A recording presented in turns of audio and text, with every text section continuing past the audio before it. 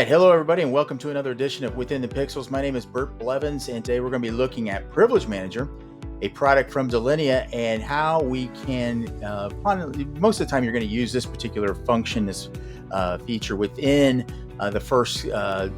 when you first deploy Privilege Manager, because what you're going to do is you're going to kind of assess what's going on in the environment. So what we call those are monitoring policies. And so let's take a look at what a monitoring policy entails as we create one. And we'll talk about how it functions. So looking here, coming into application policies, we're going to create a policy.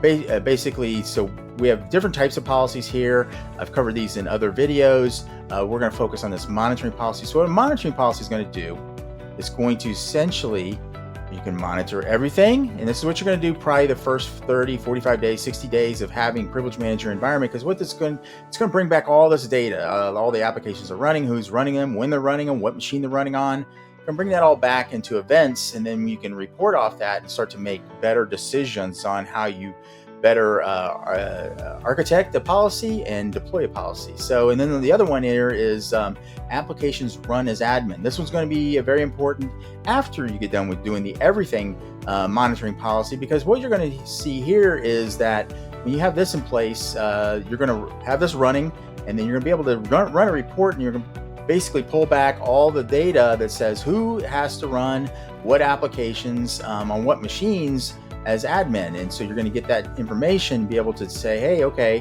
maybe we need to break these users off into a different group, segregate them off more, maybe segregate out a computer set that needs to be have a little closer look to it.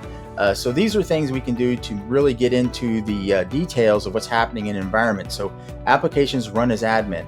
So all this data here comes back and it formulates and pops into policy events. So if we're coming into policy events, we can see these are the events in this demo environment the last 3 days. We can expand this to say 3 months, and we can see all the events that are happening here. You can see a lot of OneDrive processes running. You can see a Google process running. And so it's picking up a lot of all the applications and processes that are running within the environment. So you can see all these. You can see how many events that have happened, what policy actually caught it. So you can see a lot of these are being caught by the monitoring policy here.